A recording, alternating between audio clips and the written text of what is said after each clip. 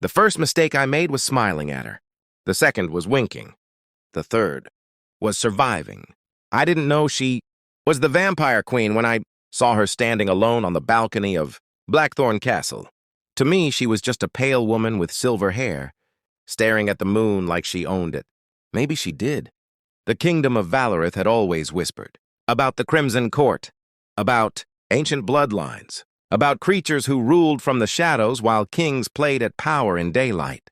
But I was never the kind to believe whispers. I was a mercenary, a scout, a human who had survived wars, assassins, and creatures far worse than legends. I had walked through cursed forests and come back with nothing but scars and a paycheck.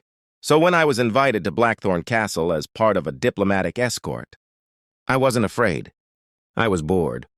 The nobles were dull.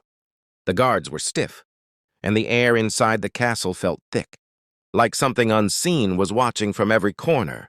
Then I stepped onto the balcony for fresh air. She stood there, dressed in black armor that shimmered like obsidian. A crown of dark silver rested over her pale brow. Her eyes, crimson and luminous, glowed faintly in the moonlight. And her wings, massive dark wings folded behind her like a shadow made solid. I should have turned around. Instead, I leaned against the railing and said, "You know, most people just enjoy the view. You look like you're planning to conquer it." She turned slowly. Those crimson eyes settled on me. "You are bold," she said. Her voice wasn't loud. It didn't need to be. It carried authority like gravity.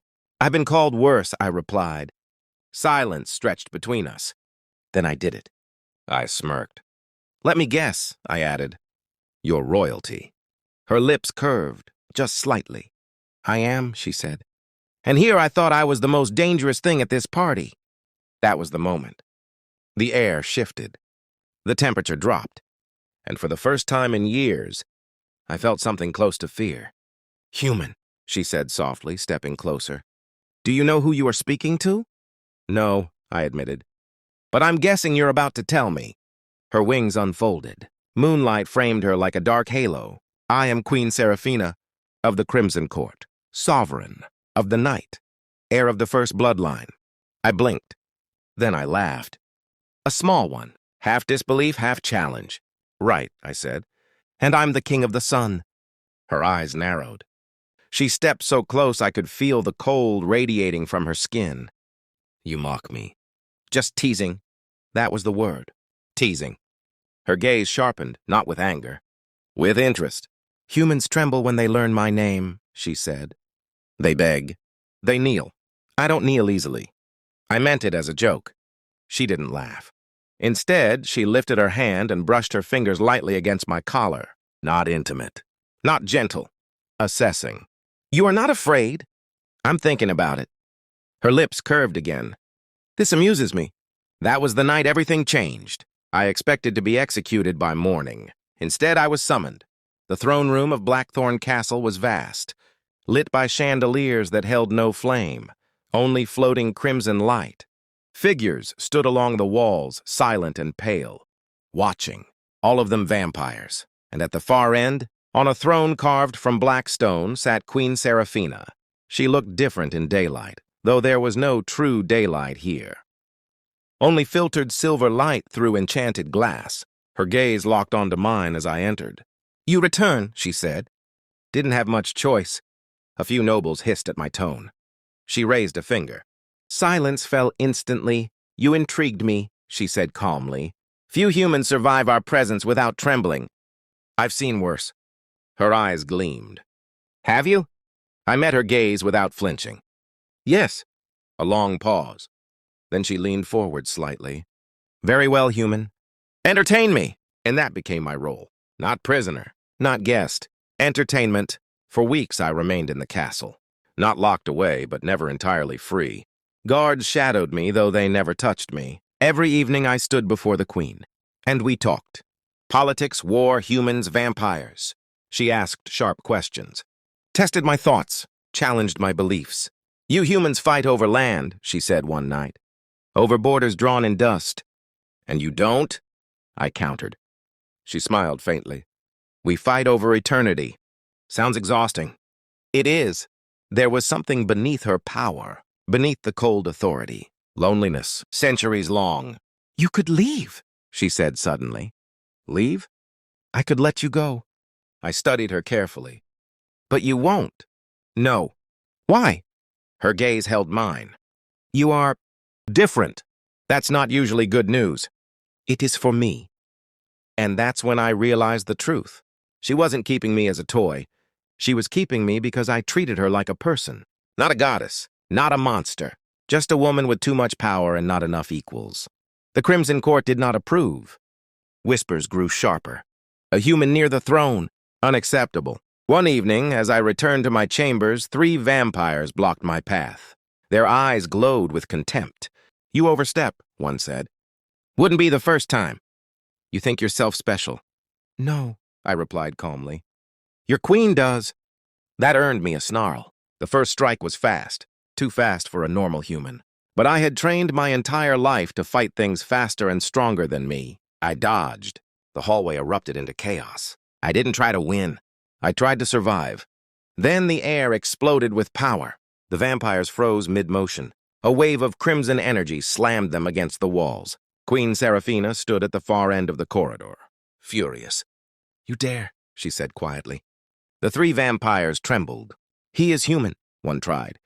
He is under my protection. Her voice carried death. They were dragged away.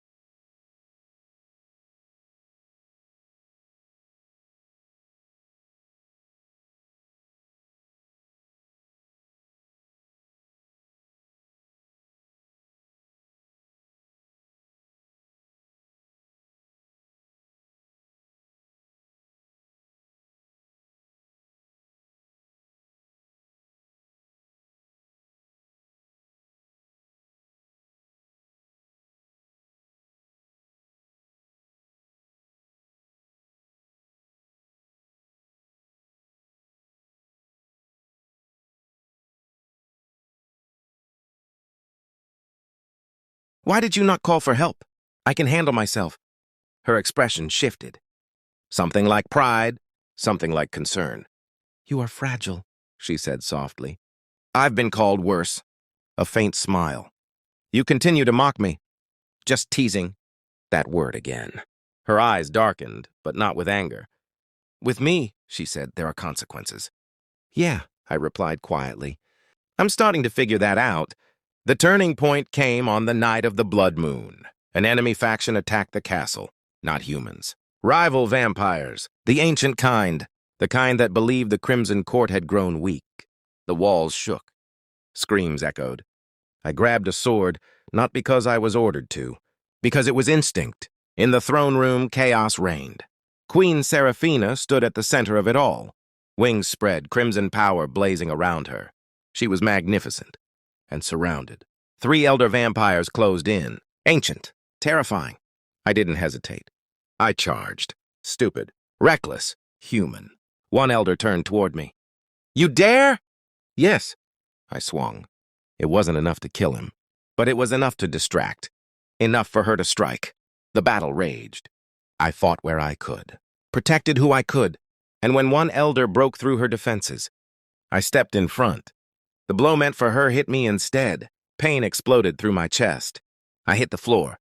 Distantly, I heard her scream. Not in rage, in fear. The next moments were a blur of crimson light and shattered stone. When I woke, I was in her chambers. Alive. Barely. She stood beside the bed, eyes glowing brighter than I had ever seen. You are a fool, she whispered. Not the first time I've heard that. You could have died. Yeah. Silence, then softer. Why? I met her gaze. Because you would have. She froze. I am immortal, not invincible. Her expression changed. Cracked. Centuries of control, fractured. No one, she said quietly, has stood between me and death. Guess there's a first time for everything. She stepped closer. You are mine. The words were not possessive. They were terrified. I'm not going anywhere, I said, and for the first time since I met her, she touched my hand. Not to command, not to assess, but to hold. The Crimson Court changed after that. No one questioned my presence again. Not because I was powerful, but because I had bled for their queen. Seraphina ruled differently, more openly, less distant. She still commanded fear, but now there was balance. One evening, months later, we stood again on the balcony where this began. You teased me, she said quietly. Still do. You turned my court upside down. Wasn't intentional.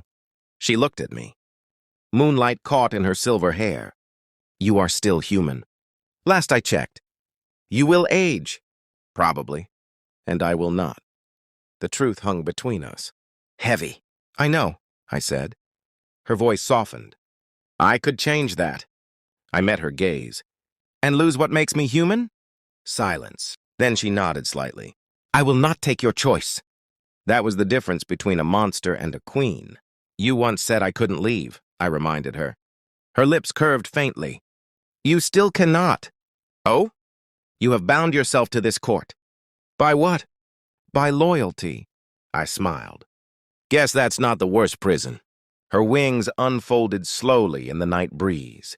You mocked a vampire queen, she said. Yeah. And now, I stepped closer. Now I know she's not as terrifying as she pretends. Her eyes flashed. Oh? Just teasing. For a heartbeat, her power flared. Then she laughed. Soft, real. I should have killed you that first night. Probably. But instead, she said, looking out at her kingdom, I found something I did not know I lacked. What's that? She looked at me. Someone who sees me. Not a queen, not a monster, just Seraphina. And that was the moment I understood. I hadn't been trapped. Neither had she. Two worlds had collided, human and immortal. And somehow, instead of destruction, we found balance. I teased a vampire queen for fun. Now she won't let me go. Not because she owns me, not because she commands me, but because in a castle built on centuries of fear, I was the only one who ever dared to smile, and she decided. She never wanted that smile to disappear.